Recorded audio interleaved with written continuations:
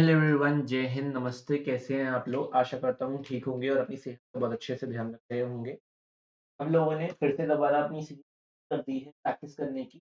लेकिन जैसा कि आप लोग सभी को पता है, तो ना सिर्फ अपने चैनल पे पढ़ते हैं, बल्कि आपको और एग्जाम्स के लिए भी ट्रेन करते हैं, जिसमें इम्पोर्टेंट रोल रहता है जनरल टेस्ट का, जो कि सीयूईटी के लिए इंट्रोड्यूस हो चुका है।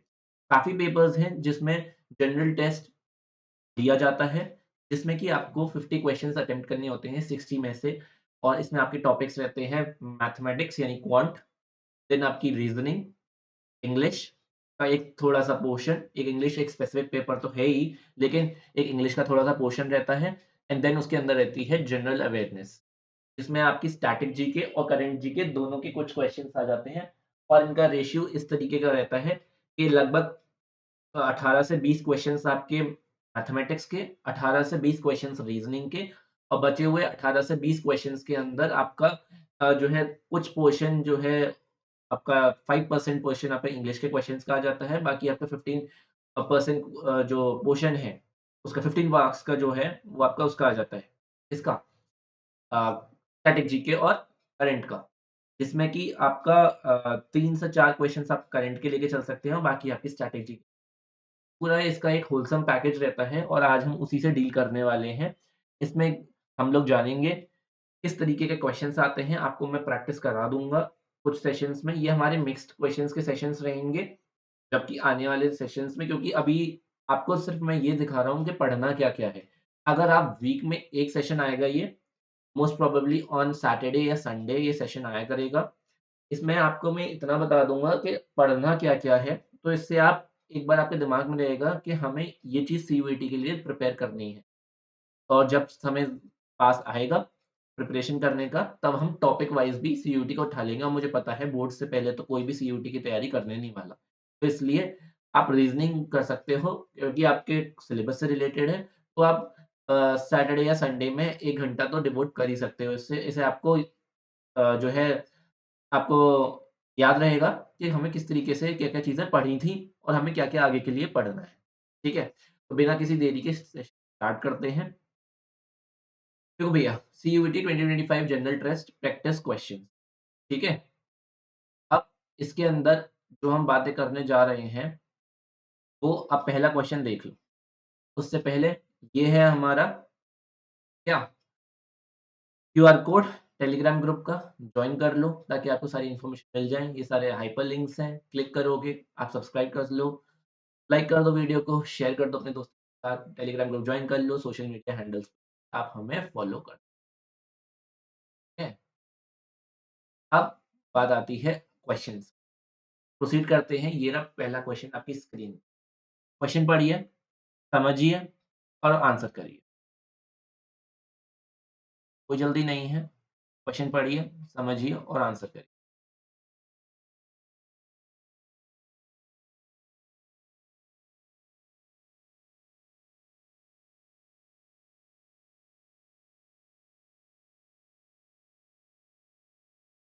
अच्छा, इसमें ना मैं आपको ना सिर्फ क्वेश्चंस डील करना बताऊँगा, अप्रोच क्या रहनी चाहिए क्वेश्चन के लिए और किस तरीके से हमें आगे के लिए उसे प्रिपेयर करना है इस टॉपिक को, उससे रिलेटेड क्या-क्या क्वेश्चंस और पूछे जा सकते हैं। तो हमें वो भी चीज़ ध्यान में रखनी है। ठीक है ना? 4 ऑप्शंस दिए हैं। अभी आपके लिए 4 ही बहुत है। ओके? कभी-कभी मैं ऐसे सेशंस में लाऊँगा जिसमें एक भी ऑप्शन नहीं दूँ, ताकि आपको गेस वर्क करना नहीं, सॉल्व करना है। तो स्टार्ट करते हैं। डिफरेंस बिटवीन अ डिस्काउंट और 25%। अच्छा, ये सब जो है ना मैथमेटिक्स और ये सब जितना भी पोर्शन है, इसका कोई वो नहीं होता, अलग से नहीं होता है। इसके लिए आपने सब कुछ पढ़ा हुआ है अपनी लोअर क्लासेस में। 10th तक का या मैक्सिमम आपकी 12th तक का ही क्वेश्चन पूछा जाएगा, उससे ज़्यादा नहीं आएगा और 99% क्वेश्चन्स आपके 10th लेवल तक के ही हों। बस ये वाली बात है कि आप लोग अब भूल चुके हो कि हम क्या पढ़ते थे। ये सब 8th और 7th क्लास की मैथमेटिक्स के क्वेश्चन है। फ़र्क कहाँ जाता है, जब आप एग्ज़ाम के लिए पढ़ते थे तो आप पूरा पढ़ते थे, देन उसका प्रूफ देखते थे, एलएचएस, आरएचएस वगैरह देखते थे, आपको कॉपी भरनी होती थी, 5 नंबर का क्वेश्चन आता। यहाँ क्वेश्चन 5 नंबर का आएगा तो सही, +5 -1 होगा तो सही, लेकिन यहाँ पे आपको कॉपी नहीं भरनी है, हाँ, आपको जल्दी करना है। ठीक है? और आपको 50 अटेम्प्ट करनी है तो किस तरीके से हम हमारे पास चॉइस का ऑप्शन है, तो अगर हमें अपनी चॉइस के ऑप्शन को यूज़ करना है तो किस तरीके से करना है, किन क्वेश्चन्स के लिए करना है, वो भी मैं आपको एक-एक चीज़ बताई जाएगी आपको, बस जुड़े रहिए और शिद्दत से पढ़ते रहिए, ठीक है? तो स्टार्ट करते हैं। डिफरेंस बिटवीन अ डिस्काउंट देखो अभी एक टॉपिक आपने पढ़ा था 8th क्लास में प्रॉफिट, लॉस एंड डिस्काउंट। उसी टॉपिक से क्वेश्चन आया हुआ है। Difference between a discount of 25% and 2 successive discount. तो इसमें हम ना सिर्फ टॉपिक पढ़ रहे हैं बल्कि हम कॉन्सेप्ट्स को भी इसी में देख लेंगे। तो मैं आपको ये भी बताऊँगा कि ये ऑप्शन क्यों नहीं हो सकता है। अच्छा ये ऑप्शन है, ठीक है, आई एग्री पर ये ऑप्शन क्यों नहीं हो सकता था? इससे आपको ये पता चलेगा कि हमें ऑप्शंस को रूल आउट किस तरीके से करना है। ठीक है? तो difference between a discount of 25% हमारे पास 25% डिस्काउंट है और एक जगह हमारे को दिया जा रहा है 2 सक्सेसिव डिस्काउंट। तो 2 सक्सेसिव डिस्काउंट आपके 15% और आपका डिस्काउंट दे रखा है 20% का डिस्काउंट दे रखा है। तो आपसे पूछा गया है कि डिफरेंस जो है आपको 28 के बराबर दे रखा है। अब इसके 2 तरीके हैं। एक तो देखो सक्सेसिव डिस्काउंट्स का फॉर्मूला होता है। तो इससे आ जाएगा 15 प्लस 20 माइनस 15 इंटू 20 अपॉन 100। ये होता है 2 सक्सेसिव डिस्काउंट्स दिए हों उनके लिए formula discount 1 plus discount 2 minus discount 1 into discount 2 upon 100। इससे इफेक्टिव डिस्काउंट आ जाता है। तो ये हो जाएगा आपका 35 माइनस 300 अपॉन 100 दैट इज़ 32%। तो ये 32% हो गया, ये 25% हो गया। डिफरेंस कितने का आया? 7% का। 7% की वैल्यू 28 के बराबर है। यानी 1% की वैल्यू 4 रुपीज़ के बराबर है। अगर 1% की वैल्यू 4 रुपीज़ के बराबर है, तो अमाउंट हमारा 100% अगर हमने लिया था, तो 100% की वैल्यू हो जाएगी 400 के बराबर, ठीक है? 400 के बराबर। जो बच्चे इसे प्रैक्टिस कर लेते हैं, वो इतना स्टेप नहीं करते, वो दिमाग में ही कर लेते हैं 15 प्लस 20 माइनस 300 अपॉन 3 और माइनस 300 अपॉन 100। तो वो ये 32% इतना वही पोर्शन जो है, वो दिमाग में ही कैलकुलेट कर लेते हैं। वो सिर्फ इतना करते हैं, इतना स्टेप करेंगे वो अपनी रफ शीट। 7% की वैल्यू 28 के बराबर है, तो 100% की वैल्यू 400 के बराबर बराबर होगी। ये हो गया हमारा आंसर, ठीक है? तो आंसर क्या हो गया? 400 हमारा आंसर हो गया इस पर्टिकुलर क्वेश्चन। आई होप आपको ये बात क्लियर हो गई होगी। आगे मूव करें। अभी हमने स्लो चल रहे हैं क्योंकि आपका बेस बनाना है और आगे के लिए आपको तैयार करना है। जैसे ही आपका बेस बन जाएगा, डेवलप हो जाएगा, वैसे ही हम आगे के लिए प्रोसीड कर जाएँगे और क्योंकि यहाँ पर साइंस वाले बच्चों की जो है स्ट्रेंथ ज़्यादा होगी, लेकिन ये सेशन सबके लिए ही है। और तो और मैं आपको एक और चीज़ बता दूँ, पीयूईटी, यूजी, देन उसके बाद आपका सीएसआईआर,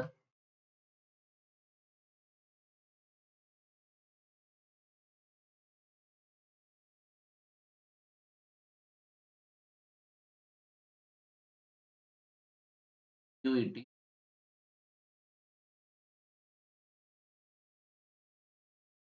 देन आपका railway, defence, NEET, UGC, then आपके स्टेट में जो भी ट्रिपल एससी के एग्ज़ाम्स होते हैं वो, सबऑर्डिनेट वाले वो, डी ट्रिपल एसपी या फिर आपका जी है यूपी ट्रिपल एससी सब के लिए और बाकी के जितने भी एग्ज़ाम्स हैं जिसमें ये सब पूछा जाता है, ये सब चीज़ें कवर करते हैं हम लोग। तो ये मत समझना कि सिर्फ़ और सिर्फ़ सीयूईटी, यूजी के लिए जनरल टेस्ट है और वो भी साइंस वाले बच्चे सबके लिए जनरल टेस्ट कॉमन रहेगा। हो गया आपका आंसर।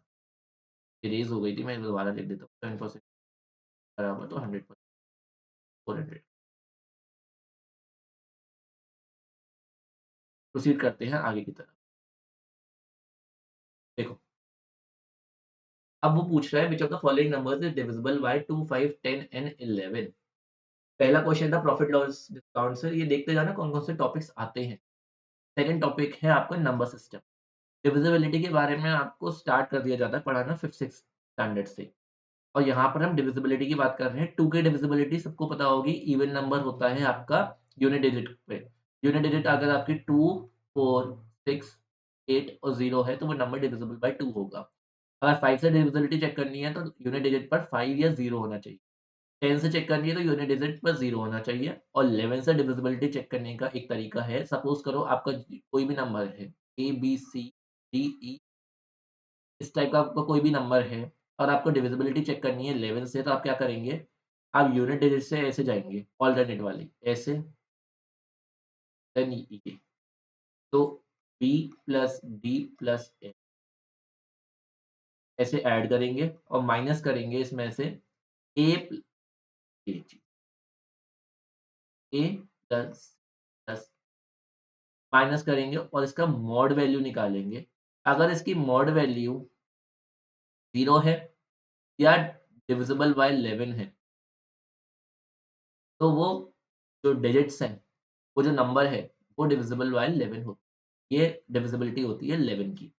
तो देख लेते हैं इसका आंसर। देखो, डिविजिबिलिटी बाय 2 है, तो ये आंसर नहीं हो सकता। आंसर इन तीनों में से कोई होगा। 5 की डिविजिबिलिटी है, तो यानी यूनिट डिजिट पर 5 या 0 होना चाहिए, तो ये भी आंसर नहीं हो सकता। ठीक है? 10 या 11 का देखना पड़ेगा। अब 2 नंबर्स हैं हमारे पास। अब इसमें हमारे को जो है 10 से तो दोनों ही डिविजिबल हैं, 11 की देखनी पड़ेगी। तो वही करना है जो मैंने कहा था।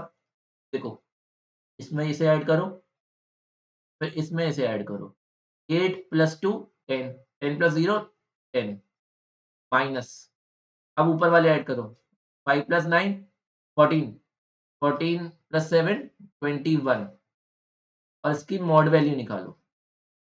क्या आ रही है इसकी मॉड वैल्यू? 11 आएगी। 11 डिविजिबल बाय 11 है? हाँ, है 11 डिविजिबल बाय 11 तो ये नंबर भी डिविजिबल बाय 11 होगा। ये होती है डिविजिबिलिटी ऑफ 11। ठीक है? आई होप आपको ये चीज़ क्लियर हो गई होगी। आगे प्रोसीड करते हैं नेक्स्ट क्वेश्चन की तरफ। ठीक है? हाँ।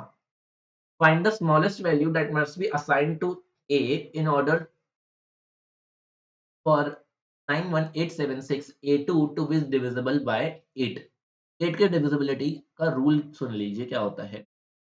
अगर 2 की पावर n से आपको डिविजिबिलिटी चेक करनी है, 2 की पावर n का मतलब है 2 से या where n is greater than equal to 1। ये उनके लिए बता रहा हूँ मैं। n greater than equal to 1 है। सपोज़ करो 2 की पावर 1 या 2 की पावर 2, 2 की पावर 3 इस टाइप से डिविजिबिलिटी चेक करनी है आपको। इन नंबर से यानी 2 की पावर यानी 2 से डिविजिबिलिटी चेक करनी है। 2 स्क्वायर यानी 4 से डिविजिबिलिटी चेक करनी है। 2 क्यूब यानी 8 से चेक करनी है। 2 की पावर 4 यानी 16 से डिविजिबिलिटी चेक करनी है। अगर इस रेंज में आपको डिविजिबिलिटी चेक करनी होती है, तो क्या करते हो आप, जो n है, उतनी ही डिजिट्स आपको चेक करनी है यूनिट प्लेस से। यानी अगर n की वैल्यू 1 है, तो यूनिट डिजिट पर 1 प्लेस यूनिट डिजिट की चेक कर लेना। अगर 2 है, तो यूनिट और टेंथ प्लेस को चेक कर लेना। अगर n की वैल्यू 3 है, तो यूनिट्स प्लेस, टेंस प्लेस और हंड्रेड्स प्लेस तीनों, लास्ट की 3 डिजिट चेक करनी है। अगर पावर 4 है, तो आपको लास्ट की 4 डिजिट चेक करनी है। मतलब अगर मेरे पास ए, बी, सी, डी, ई, एफ, जी, एच, आई, जे इस तरीके का नंबर है और मेरे को डिविजिबिलिटी बाय 4 चेक करनी है और लास्ट में जे की वैल्यू 2 है, तो 2 से तो चेक हो ही गई, ये पता चल गया कि ये 2 से डिविजिबल है, पर 4 की डिविजिबिलिटी कैसे चेक करोगे? इतने बड़े नंबर को चेक करने थोड़ी बैठोगे। तो उसके लिए क्या करना है, 4 है मतलब 2 की पावर 2 है, तो हम लास्ट की 2 डिजिट चेक करेंगे। अब ये सपोज़ करो ये लास्ट की 2 डिजिट हो गई आपकी अ, कोई सी भी ले लो जैसे 20 हो गई लास्ट की 2 डिजिट। तो आपको पता चल गया कि 20 डिविजिबल बाय 4 होता है, हाँ होता है, तो ये पूरा नंबर भी डिविजिबल बाय 4 होगा। अगर आपको सपोज़ करो ये चेक करना है कि ये नंबर डिविजिबल बाय 8 है या नहीं, तो आप कुछ नहीं करोगे हिज इन तीनों को चेक कर लोगे। इन तीनों को लास्ट के तीनों को चेक कर लो, डिविजिबल बाय 8 है या नहीं। पूरे नंबर को नहीं चेक करना है, लास्ट के तीनों को चेक कर लेना बस डिविजिबल बाय 8 है। अगर है, तो पूरा नंबर भी डिविजिबल बाय 8 होगा। सिमिलरली इसमें चेक करके देखिए, अब A की क्या वैल्यू रखें कि डिविजिबल हो जाए 8 से। 8 से डिविजिबल करना है तो मतलब मेरे को सिर्फ लास्ट की 3 डिजिट से मतलब है, मुझे पूरे नंबर से मतलब कुछ नहीं है। मुझे सिर्फ 6A2 इसे देखना है और इस नम मैं ऐसी कौन-सी वैल्यू लूँ कि ये 8 से डिविजिबल हो जाए। तो देखो, अगर A की वैल्यू मैं क्या ले लूँ कि डिविजिबल हो जाए? अगर ए की वैल्यू मैंने 3 रख ली, पहला ऑप्शन से चेक करना है, ऑप्शन तो दिए हुए हैं ना, ए की वैल्यू 3 रखो, 6 3 2, ए से डिवाइड कर दो, 8 7 आर 56 और यहाँ पर 7 बचेगा एंड 8 9 आर 72, तो हो गया ना डिविजिबल। तो ए की वैल्यू क्या हो गई? 3 हो गई। ठीक है, पूरा नंबर चेक नहीं करना था, तो लास्ट की 3 डिजिट हमने चेक करी, ए की वैल्यू 3 से सैटिस्फाई हो रहा है, डिविजिबल बाय 8 है, तो पहली वैल्यू ही आंसर हो गया, बाकी का देखने की ज़रूरत ही नहीं है, क्योंकि इसमें मोर देन 1 करेक्ट नहीं है। कुछ एग्ज़ाम्स में मोर देन 1 करेक्ट का होता है, तो वहाँ पर आपको ऑप्शंस और भी चेक करने हैं, पर यहाँ तो नहीं। हो सकता है आपको ऐसे करके फिर लास्ट में ऑप्शन में दे दिया करे 1 and only 1, only 2, only 1 and 2 ऐसे करके। नेक्स्ट क्वेश्चन देखो, अब ये क्वेश्चन जो है ये है बोट एंड स्ट्रीम की प्रॉब्लम, क्लास 8th की किताब में होती थी ये। इसमें तरीके से बोट बनी होती थी और ये बताते थे कि बोट चल रही है पानी में और धारा की चाल इस तरीके की है। इस तरीके के क्वेश्चंस होते थे। 8th क्लास की किताब में होता है ये। अब इसमें ये होता था कि स्टिल वाटर के लिए जो धारा है उसकी चाल को y किलोमीटर पर आवर मान लेते थे। बोट की चाल को x किलोमीटर पर आवर मान लेते थे। और क्या होता था, अगर वो अगेंस्ट द करंट जा रही है, धारा के विपरीत जा रही है, अगेंस्ट जा रही है, तो उसकी जो रिलेटिव स्पीड है वो क्या हो जाती थी? x minus Y. और अगर वो उसके साथ ही चल रही है तो x plus Y speed add हो जाती थी, क्योंकि जो धारा है, जो स्ट्रीम है, वो उसे फेवर करेगी चलने में, क्योंकि जहाँ स्ट्रीम बह रही है वहीं बोट जा रही है, तो स्ट्रीम उसे फेवर करेगी, इसलिए उसमें ऐड कर लेते थे। ये सबको पता ही होगा, है ना? Plus Y kilometre per hour, और किलोमीटर पर आवर को मीटर पर सेकंड में करना था, तो वो भी कर लेते होते। जैसे किलोमीटर पर आवर का गुणा कर देते थे, मल्टीप्लिकेशन कर देते थे 5/18 में। इससे क्या आ जाता था? मीटर पर सेकंड में आंसर आ जाता। सबको भूली-बिसरी बातें याद आ रही होंगी, इससे हमने ये कॉन्सेप्ट अब सीखा, ठीक है? बोटमैन 2 किलोमीटर गया अगेंस्ट द स्ट्रीम, यानी 2, और ये तो सबको पता ही होगा, distance is equals to speed into time, बचपन का फ़ॉर्मूला, ठीक है? तो 2 है और अगेंस्ट गया है, तो यानी x माइनस वाई, इसके बराबर हो जाएगा टाइम के। टाइम कितना दे रखा है? 1 आवर, तो इसमें कुछ कन्वर्जन की ज़रूरत ही नहीं है, x माइनस वाई की वैल्यू सिंपल आ गई 2, इक्वेशन नंबर 1। नेक्स्ट देखो, 1 किलोमीटर अलोंग द करंट गया है 10 मिनट्स में। अब 1 किलोमीटर अलोंग गया है, तो यानी 1 अपॉन x प्लस वाई, और ये कितना है 10 मिनट्स में, तो इसे आर में चेंज कर लेंगे तो ये हो जाएगा 1/6। तो x प्लस वाई की वैल्यू कितनी हो जाएगी? प्लस वाई की वैल्यू हो गई, ये हो गई इक्वेशन। एडिंग 1 एंड 2, 2x की वैल्यू कितनी आ गई? 8, x की वैल्यू कितनी आ गई? 4,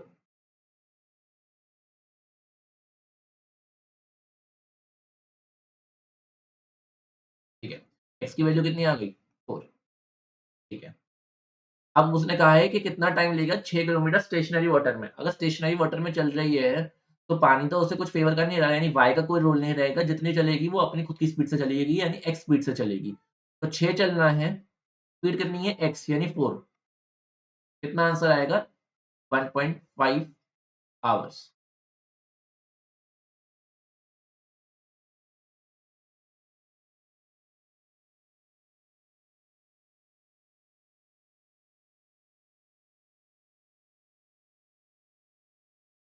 1.5 आवर्स, ठीक है? तो आंसर क्या हो गया? ये हो गया answer A. Okay? I hope ये बात क्लियर हो गई होगी। कॉन्सेप्ट क्लियर है, आगे बढ़ते हैं। नेक्स्ट देखो, मीन प्रोपोर्शन निकालना है 2 और 32 का। मीन प्रोपोर्शन निकालने के लिए भूली-बिसरी बातें याद दिला देता हूँ। a अपॉन x बराबर होता था x अपॉन b के। तो मीन प्रोपोर्शन होता था x स्क्वायर और ये होता था ab। तो जब मीन प्रोपोर्शन x निकालते थे तो वो हो जाता था रूट ऑफ ab, और ये सब पॉजिटिव में रहेगा, प्लस माइनस नहीं, ठीक है? तो ये हो जाता था रूट ऑफ ab, ये होता था मीन प्रोपोर्शन। इसी तरीके से होते हैं आपका थर्ड प्रोपोर्शन, ये सब चीज़ें, फोर्थ प्रोपोर्शन, ये सब चीज़ें होती थी। तो ये होता है root A B, under root करना है किसका 2 इंटू 32 का कितना होता है 64, 64 का रूट करेंगे पॉजिटिव का तो कितना हो जाएगा 8, आंसर हो गया। ठीक है, नेक्स्ट देखते हैं। अब आ गया प्रॉफिट एंड लॉस का question. Profit gain on selling of a certain product is 320% less or 320% of the cost. If the cost increases by 10% but the selling price remains constant, then what percentage of the selling price is the profit correct to one decimal place? देखने में बड़ा लग रहा है, बहुत easy question. Profit जो हुआ है on selling a certain product is 320%। ये प्रॉफिट जो है वो 320% है। 320 ज्यादा नहीं बोला उसने, बोला 320% है किसका कॉस्ट प्राइस। रिड्यूस कर लेते हैं से जाएगा 5 से जाएगा, ये हो गया 16/5।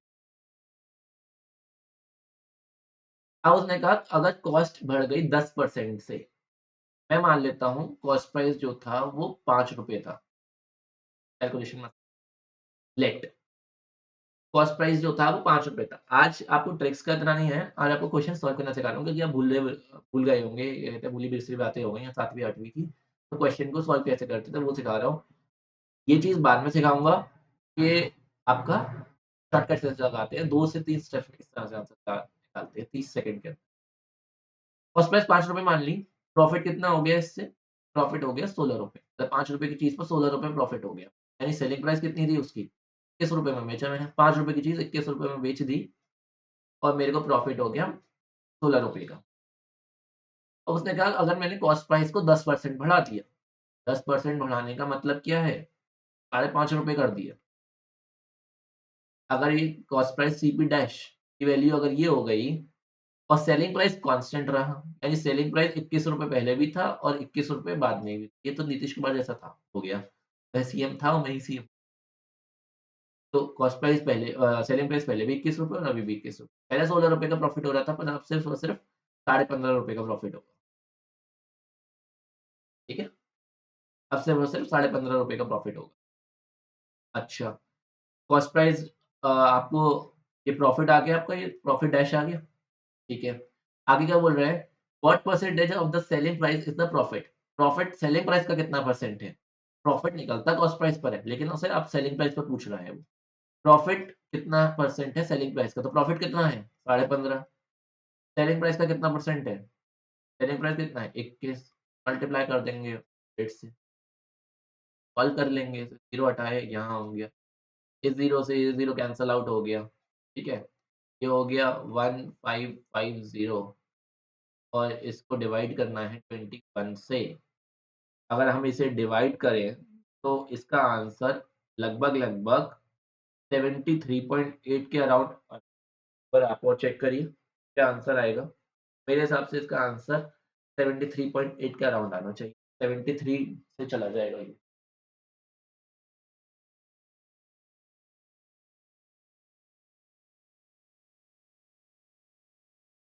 क्या आंसर आ रहा है? बताइए।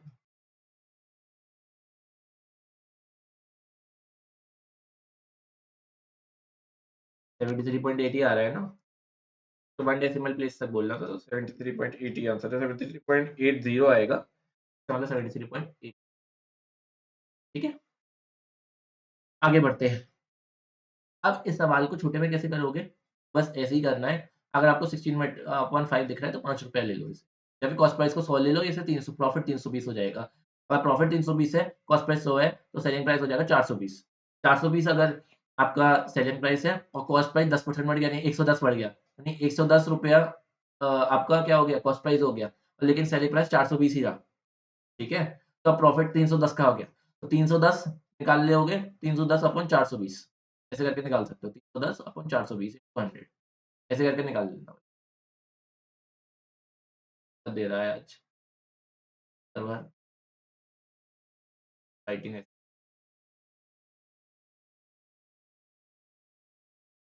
हाँ जी, चलो स्टार्ट करते हैं आगे की।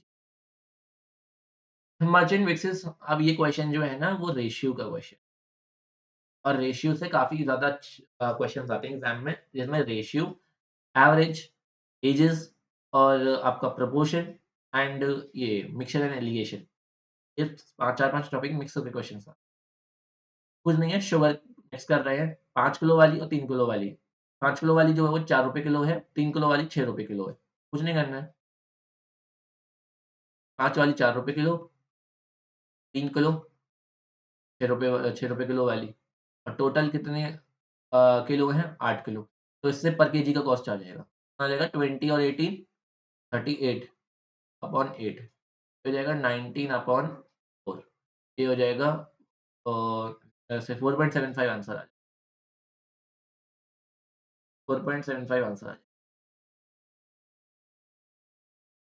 आगे बढ़ें? लो भाई, नेक्स्ट क्वेश्चन लो। अब प्रोपोर्शन आ गया।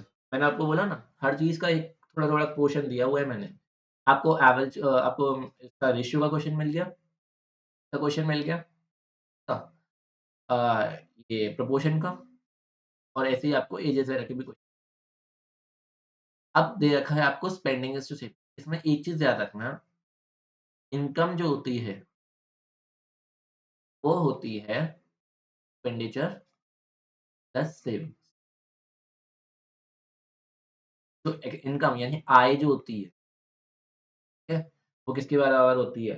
बचत, और यहाँ है खर्चा। एक्सपेंडिचर यानी खर्चा, बचत, ठीक है? तो उसने कहा है spending is to saving, spending to saving, ये रेशियो दे रखा है 3:1, और उसकी सैलरी। अब इसे काम करता हूँ, मैं ₹300 स्पेंडिंग मान लेता हूँ, सेविंग मान लेता हूँ ₹100, और इससे इसकी इनकम मान लेता हूँ मैं ₹400। ये मान लेता हूँ मैं इनकम। मानने में क्या जा रहा है? ये बाद में वो कर लेंगे, सही कर लेंगे स्पेंडिंग।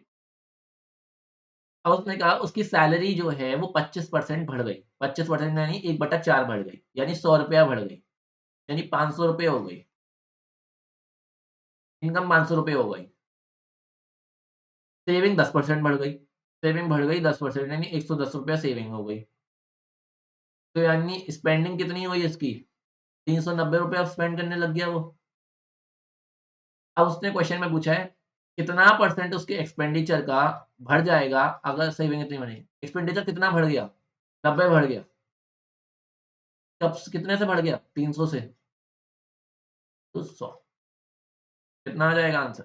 30%। 30% उसका जो एक्सपेंडिचर है वो भी बढ़ गया। तो इसका आंसर कितना हो जाएगा? 30। ठीक है? आगे देखो, ट्रिग्नोमेट्री 9th और 10th की कहानी जो 11th और 12th में भी चलती है, लेकिन आपके 11th-12th में हाइट एंड डिस्टेंस ये सब नहीं होते हैं। उसमें आपके हाफ एंगल्स और ये सब आ जाता है। तो देखो, 7 cos A की वैल्यू 6 है, इसकी वैल्यू निकालनी है।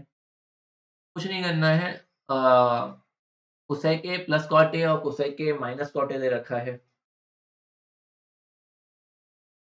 कॉस A की वैल्यू देखो कितनी, 6/7 बेस हो गया, हाइपोटेन्यूज हो गई, परपेंडिकुलर कितनी हो जाएगी? 7 square minus 6 square under root, कितना हो जाएगा? अंडर रूट ऑफ 49 माइनस 36, ये हो जाएगा under root of 13। Cosec A, cosec A कितना होता है? मैं बहुत बेसिक से लिख रहा हूँ, एग्जाम में इतना बेसिक से करोगे ना निकल जाएगा एग्जाम। ठीक है? हाइपोटेन्यूज अपन परपेंडिकुलर का मतलब क्या है? 7 अपॉन रूट 13। कॉट ए कितना हो गया?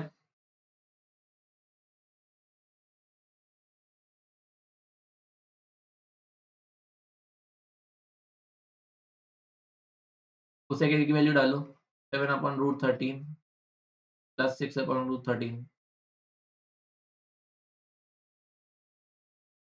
7 upon root 13 minus 6 upon root,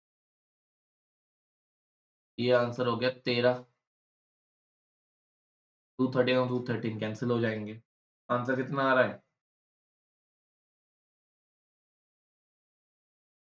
ठीक है?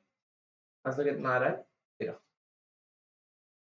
ये अभी शॉर्टकट भी हैं, ये मत सोचना कि शॉर्टकट नहीं है, इतना ही बड़ा करना है। लेकिन पहली क्लास है, शॉर्टकट रहने देते हैं, पहले सवाल करना सीख लेते हैं। शॉर्टकट तो फिर बता ही देंगे, वरना शॉर्टकट के से ही सब लोग करेंगे, कॉन्सेप्ट कोई नहीं जानेगा। ठीक है? चलो, आगे बढ़ते हैं।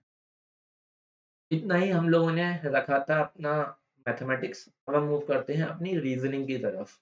जो रीज़निंग के क्वेश्चन होते हैं, जो क्वांट क्वांट थी, क्वांट का इतना ही क्वेश्चन रखा था अभी आज के लिए, मिक्स क्वेश्चन्स करा रहा हूँ मैं इस तो सबका आइडिया देना है। अब हमारी रीज़निंग शुरू हो गई, रीज़निंग करते हैं। अब ये है आपकी कोडिंग डिकोडिंग। अब इसमें आपका है राइवल से लिखा गया है PKTCJ। ठीक है? अच्छा, आपको ये सीखना ज़रूरी है कि कोडिंग किस तरीके से करते हैं। ए से लेकर हमारे ज़ेड तक अल्फ़ाबेट्स होते हैं 1 से लेकर 26 तक, और इनका आपको रिवर्स भी पता होना चाहिए, और इनका आपको जो है लेफ्ट टू राइट भी बताना चाहिए और राइट टू लेफ्ट बताना चाहिए। यानी आपको ये पता होना चाहिए कि जो ओ है, वो हमारा 15th लेटर होता है, 15th अल्फ़ाबेट होता है ओ। और ये भी पता होना चाहिए, अगर हम उल्टे से गिनेंगे यानी ज़ेड से ए तक की एबीसीडी पढ़ेंगे, वो जो होता है, वो 12th बन जाता है। इसका आपको आइडिया होना चाहिए। आपको पता होना चाहिए कि जे जो होता है वो 10 होता है। आपको पता होना चाहिए टी जो होता है वो 20 होता है। तो आपकी नॉलेज होनी चाहिए कौन से नंबर और कौन सा अल्फ़ाबेट किस नंबर पे है। ठीक है? देखो, अब कोडिंग डिकोडिंग में इस तरीके का फंडा होता है कि जो आपके अल्फ़ाबेट्स होते हैं, वो इस तरीके के हो सकते हैं। जैसे सपोज़ करो एबीसी है, डीईएफ है, कोडिंग में। हो सकता है इनमें नंबर का लॉजिक लग रहा हो, +1 हो रहा हो, +2 हो रहा हो, +3 हो रहा हो, +0 हो रहा हो, ठीक है? मतलब +0 तो नहीं, मतलब +1, +2, +3 इस तरीके से आपका हो रहा हो सीक्वेंस, या फिर हो सकता है इसमें इनका ऑपोज़िट पूछ लिया जाए। जैसे कि P का ऑपोज़िट K होता है, यानी जिस नंबर पे P आता है लेफ्ट टू राइट, उसी नंबर पे K आता है राइट टू लेफ्ट। तो हो सकता है ऑपोज़िट पूछ लें, हो सकता है ऐड सब्ट्रैक्ट करा लें, और हो सकता है लॉजिक ऐसे-ऐसे नहीं लग रहा हो, स्ट्रेट-स्ट्रेट ऐसे-ऐसे। हो सकता है इसका इससे लॉजिक लग रहा हो, इसका इससे लग रहा हो, इसका इससे लॉजिक लग रहा हो। ऐसा भी हो सकता है। या फिर एक लॉजिक हो सकता है, देखो एक लॉजिक मैंने आपको ऑपोज़िट का बता दिया, एक लॉजिक प्लस माइनस का बता दिया, एक लॉजिक आपको क्रिस क्रॉस का बता दिया, 3 लॉजिक हो गए। चौथा लॉजिक हो सकता है इसको इन तीनों को ऐड करके कुछ बन रहा हो, और इसको और इसको इन तीनों को ऐड करके कुछ बन रहा हो। तो हर तरीके का लॉजिक लग सकता है, वो आपको प्रैक्टिस करके ही आएगा। अब राइवल का कोड दे रखा है पीकेटीसीजे। तो देखो पीक्यूआर +2 हो रहा है, ठीक है? +2 हो रहा है, पी 16 पे होता है जबकि आर 18 पे आता है। तो +2 हो रहा है। आईजेके, ये यहाँ +2 ऐसे हो रहा है, ये +2 यहाँ से हो रहा है। नीचे से ऊपर, ऊपर से नीचे। अब देखो एसटीयूवी +2 नीचे से ऊपर, जबकि ए से सी तक +2 ऊपर से नीचे। जे से एल +2 कैसे हो रहा है? नीचे से ऊपर। तो ये आपका लॉजिक है। तो इस लॉजिक से पॉइंट जब लिखेंगे पॉइंट, पॉइंट, तो यही लॉजिक लगेगा। पहले वाले में नीचे से ऊपर +2 होगा।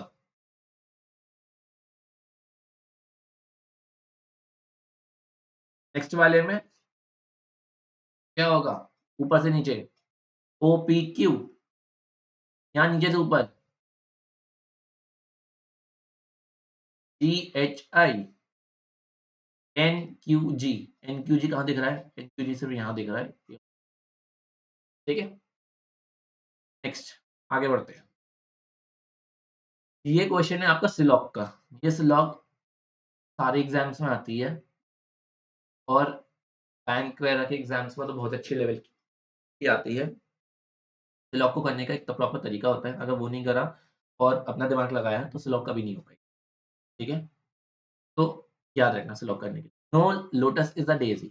लोटस जो है वो डेज़ी नहीं है। ठीक है?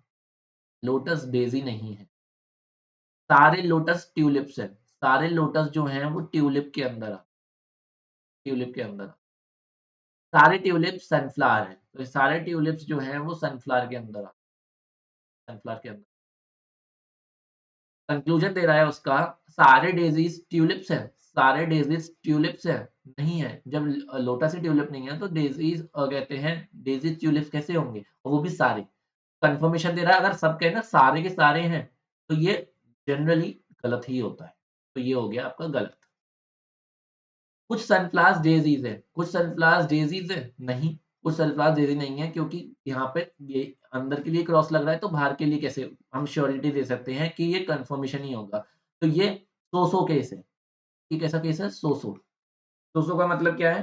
सो-सो का मतलब है कि हो सकता है कि क्रॉस लग रहा है तो ये पूरा अंदर तक के लिए क्रॉस हो या हो सकता है ये यहाँ तक के लिए ही क्रॉस रहा है। तो अभी इसका इसका कुछ कह नहीं सकते हम। अब ये सो-सो है। थर्ड पढ़ते हैं। No sunflower is a daisy. कोई भी सनफ्लावर डेज़ी नहीं है। तो मतलब एक कह रहा है कुछ हो सकते हैं, एक कह रहा है एक भी नहीं होगा। तो ये दोनों कैसे हैं? या तो इसमें से कुछ एक तो ट्रू होना ही होना है। देखो सारे सनफ्लावर्स तो डेज़ी नहीं है, ये बात तो श्योरिटी हो गई, ठीक है। अब वो कह रहा है कुछ हैं और वो कह रहा है एक भी नहीं है। तो ये कैसा है? सो-सो केस है। तो इसमें क्या लगेगा आपका?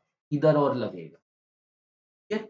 ईदर और लगेगा और ईदर और लगाने की एक प्रॉपर कंडीशन होती है कि जो 2 सेंटेंसेस हों, जो सेंटेंसेस के बीच में ईदर और लगता है, वो दोनों सेंटेंसेस में जिन बातों को ज़िक्र किया जा रहा है, वो दोनों सेम हो। जैसे सनफ्लावर डेज़ी, दोनों में सनफ्लावर डेज़ी हैं, तो वो दोनों बातें सेम होनी चाहिए, पहली कंडीशन ये है।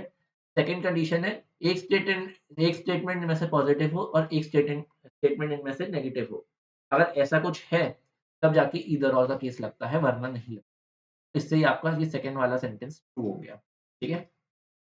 आगे बढ़ते हैं। अब आपको ये सीक्वेंसेस सीरीज़ है, सीक्वेंसेस सीरीज़ में आपको लेटर की सीक्वेंसिंग दे रखी है। आपको सीक्वेंस पूरा करना है। ए, ई डैश एम, क्यू। देखो ए, बी, सी, डी, ई +4 हो रहा है। M, N, O, P, Q +4 हो रहा है, तो यानी यहाँ भी +4 होना है। ये भी +4 आएगा। ई, एफ, जी, एच, आई, आई से स्टार्टिंग हो रही होगी। ये वाले तो हटा दो। अब सेकंड वाला देखो। N, O, P, Q, R, S, T, T, I, T, I, T, I, T. ठीक है? आई, टी, ठीक है? तो ये हो गया हमारा क्लस्टर। मिरर इमेज एक बहुत ही सरल टॉपिक और जिसमें पर एग्जाम में क्वेश्चन ज़रूर आता है। मेरा टॉपिक का है मिरर इमेज का आएगा या वाटर इमेज आएगी या फिर कंप्लीट द फिगर आएगा या फिर एम्बेडिंग ऑफ फिगर आएगा। इनमें से कुछ ना कुछ एक टॉपिक फिगर पर आएगा आएगा ही आएगा। ठीक है? मिरर इमेज बतानी है जहाँ पर मिरर यहाँ रखा हुआ है। अगर आपका मिरर यहाँ रखा है तो किस तरीके की इमेज बनेगी? इमेजिन कर सकते हो ये तो केमिस्ट्री में पढ़ा है, स्टीरियो केमिस्ट्री में। ठीक है? इस तरीके का G बन जाएगा, इस तरीके का S बनेगा, ये 9 हो जाएगा ऐसा, ये H हो जाएगा, ये 5 हो जाएगा और M तो ऐसा रहता ही है। देखो, ऐसा कौन-सा दिख रहा है आपको? S से स्टार्टिंग तो होगी ही नहीं, तो बिल्कुल ही गलत हो गया। S से स्टार्टिंग होगी नहीं, ये भी गलत हो गया।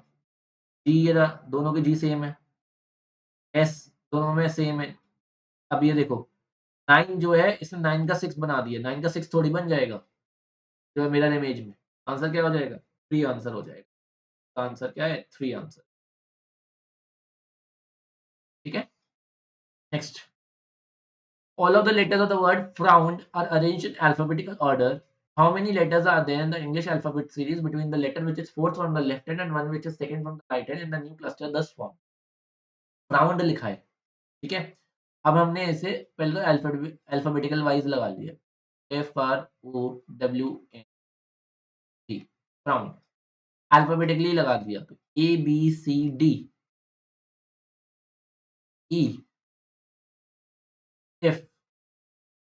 GHIJKLMNOPQR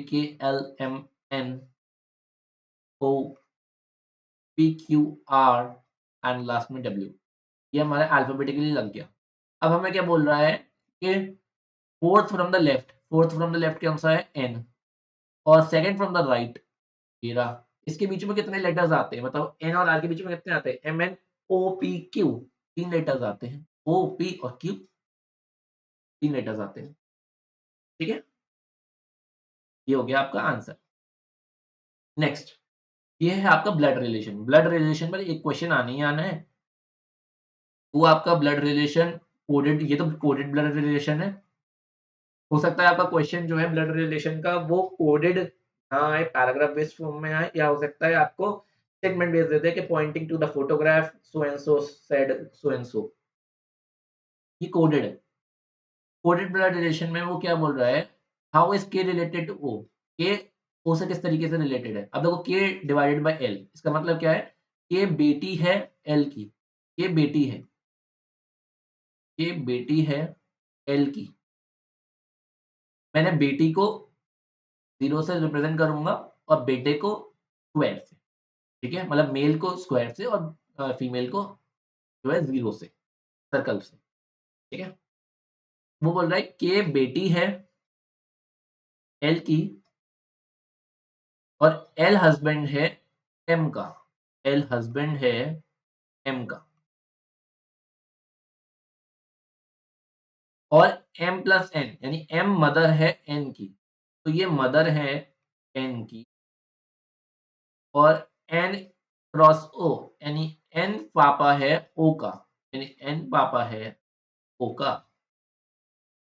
और इन दोनों के फादर मदर सेम है, तो ये दोनों भाई बहन होंगे। तो इसे इस तरीके से represent कर दिया। और ओ के लिए हम कुछ यूज नहीं कर रहे क्योंकि ओ का जेंडर स्पेसिफाइड नहीं है, ओ का जेंडर क्या है। अब बोल रहा है वो कि किस तरीके से रिलेटेड है ओ से, कि किस तरीके से रिलेटेड है ओ से, बताइए।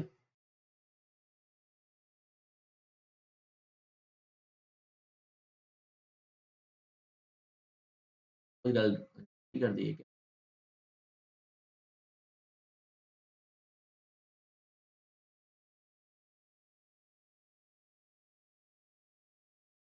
नहीं नहीं ठीक है। हाँ, तो के कौन है, सिस्टर्स डॉटर, इसकी सिस्टर के बारे में कुछ नहीं लिखा। Father's sister, father's sister, father है एन और उसकी सिस्टर है के, यानी हाँ बुआ जी हैं। ये कौन है, फादर्स सिस्टर, फादर की सिस्टर। काकी कह लेते हैं कुछ लोग बुआ जी कह देते हैं, कुछ लोग काकू कह लेते हैं। Who among the following is primarily connected to the worlds। अब ये आ गया आपका जीएस का पोर्शन। ये कुछ क्वेश्चंस जीएस और इंग्लिश के हैं, और इसमें मैं आपको और चीजें भी बताऊंगा साथ ही साथ में, ताकि आपको पता चले कि who among the following is primarily connected to the world's parliament of religions convened in Chicago 1893। बच्चे बच्चे को बताया क्वेश्चन। तो आंसर क्या है, स्वामी विवेकानंद की जो हिस्टोरिकल कॉन्फ्रेंस हुई थी यूएस में शिकागो में, वो सबको पता है, my dear brothers and sisters of America वाली। अच्छा, दयानंद सरस्वती का नाम कौन से समाज से एसोसिएटेड है, ये मुझे बताइएगा। राजा राम मोहन रॉय कौन थे, क्या थे, वो बताइए।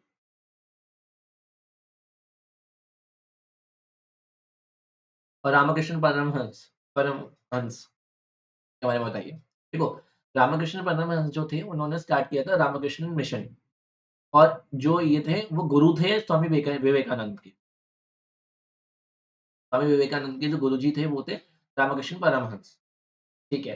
राजा राम मोहन रॉय रिफॉर्मर थे। ठीक है, ब्रह्मो समाज की स्थापना करी थी इन्होंने। अच्छा, आपके लिए एक ब्रेन टीजर, राजा राम मोहन रॉय को राजा की उपाधि किसने दी थी। Who gave the title of raja to Ram Mohan Roy. ठीक है, या who bestowed upon the title of raja upon Raja Ram Mohan Roy. ये आपके लिए एक ब्रेन टीजर। ठीक है, स्वामी विवेकानंद के बारे में बता ही दिया। देन दयानंद सरस्वती के बारे में बताइए। इनका रोल बहुत बड़ा रहा है एजुकेशन के फील्ड में, इनके बारे में आपको बताना है। ठीक है, next. Who was the Viceroy of India when Mahatma Gandhi started Dandi March on 12 March 1930। Gandhi ji ने काफ़ी ज़्यादा मूवमेंट्स में पार्टिसिपेट किया। वो अफ्रीका गए, लॉ पढ़ा। ठीक है, देन उसके बाद वो इंडिया आए, प्रवासी भारत दिवस मनाया जाता है उस दिन। इंडिया में आके उन्होंने अपने मूवमेंट शुरू किए, चंपारण सत्याग्रह, खेड़ा सत्याग्रह, कैंप लिख दिया, चंपारण, खेड़ा, अहमदाबाद मिल सत्याग्रह। ठीक है, देन आपका non cooperation movement, civil disobedience movement, quit India movement जो थी वो लास्ट मूवमेंट थी आज़ादी से पहले की, ठीक है? डू और डाई का जिसमें नारा दे दिया गया था। अच्छा, और देन आपका अ, कुछ इम्पोर्टेंट इंसिडेंट्स हैं जैसे कि 1909 act 1919 government of India act, then आपका 1935 government of India act, then आपकी राउंड टेबल कॉन्फ्रेंसेस, ठीक है? गांधी जी ने सिर्फ एक बार अध्यक्षता करी है इंडियन नेशनल कांग्रेस की जो कि 1924 के बेलगाम के सेशन में हुई थी, ठीक है? एक ही बार प्रेसिडेंट रहे हैं इंडियन नेशनल कांग्रेस के। देन उसके बाद आपकी अ अ, इसमें आपका है who was the viceroy of India when Mahatma Gandhi started, तो वो वाइसरॉय था इरविन। इसको ही रो उसने एक शर्त रखी थी कि आप राउंड टेबल कॉन्फ्रेंस में पार्ट लीजिए और मैं अपनी जो मूवमेंट है उसे स्टॉप कर दूँगा, ठीक है? और कुछ लोगों को छोड़ने के भी वादे ही हुए थे। गांधी और इरविन के बीच में पैक्ट साइन हुआ था जिसे हम गांधी-इरविन पैक्ट के नाम गांधी-इरविन पैक्ट के नाम से जानते हैं। और गांधी जी की किताब my experiments with truth, okay? Then Gandhi ji जब आज़ादी थी तब गांधी जी कहाँ पे थे? आज़ादी मिली थी अब 1947 में, उस समय गांधी जी कहाँ पे थे? वो क्यों नहीं थे वहाँ पे? ठीक है? देन उसके बाद उनकी जो है समाधि कहाँ पे है? उनको जब गोली मारी थी तो वो कहाँ पर मारी गई थी? ठीक है? कहाँ प्रेयर कर रहे थे वो?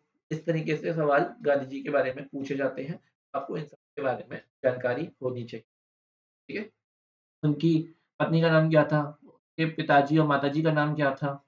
है ना? उनके बच्चों के नाम क्या थे? Okay, next.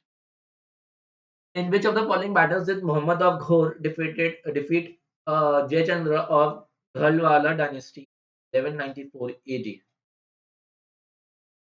Mohammad of Ghor जिसे हम लोग जानते हैं मोहम्मद घोरी के नाम से, मोहम्मद घोरी के नाम से। ये वही है जिसने सोमनाथ मंदिर पर अटैक किया था 17 बार, ठीक है? और इतना सोना लिया था, वहाँ से लूटा था जो कि जो है कम पड़ गया था। क्या कहते हैं जो उसके मैन पावर थी जिसकी वो कम पड़ गई थी वहाँ ले जाने के लिए। तो उसे 17 बार लूट-लूट के ले जाया गया। 1194 में लड़ाई हुई थी किसके साथ? देखो तराइन का युद्ध जो था वो हुआ था पृथ्वीराज चौहान के साथ। फर्स्ट बैटल ऑफ तराइन और सेकंड बैटल ऑफ तराइन। हिंदवाला का युद्ध जो हुआ था वो गुजरात के सम्राट के साथ हुआ था।